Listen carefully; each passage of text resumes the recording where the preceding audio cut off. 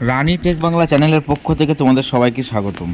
আজকে যে বিষয়টা নিয়ে আলোচনা করব, হসপিটালের আউটডোরে ডাক্তার দেখাতে গেলে কিভাবে টিকিট বুক করা হবে। এর জন্য আমাদের প্রথমে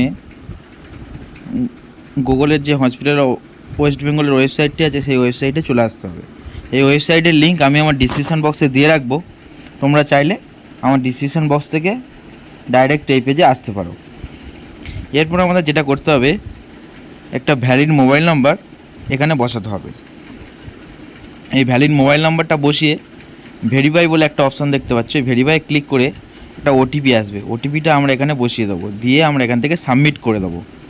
সাবমিট করে দেওয়ার পরে প্রথমে আমাদের এখান থেকে হসপিটালের নামটা চুজ করে দিতে হবে। এখানে অনেক হসপিটাল আছে, তোমাদের যেটা দরকার সেটা এখান থেকে চুজ করে নেবে। চুজ করে নেওয়ার পরে এখানে ভিজিট ডেট আসবে, কত তারিখে ডাক্তার দেখাতে চাইছো সেটা এখান থেকে সিলেক্ট করে নেবে। সিলেক্ট করে নেওয়ার পরে তোমার এখানে ক্রিয়েট হেলথ আইডি বলে অপশান আসবে। এটা তোমরা সবসময় নো রাখবে, কারণ ইমিডিয়েট ডাক্তার দেখাতে গেলে নো রাখাটাই বেটার।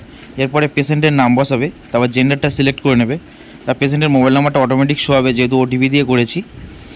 এরপরে পেশেন্টের এজটা এখান থেকে ইয়ার মান্থ ডে হিসেবে আমরা বসিয়ে দেবো। তারপরে কান্ট্রি ইন্ডিয়া হয়ে থাকবে।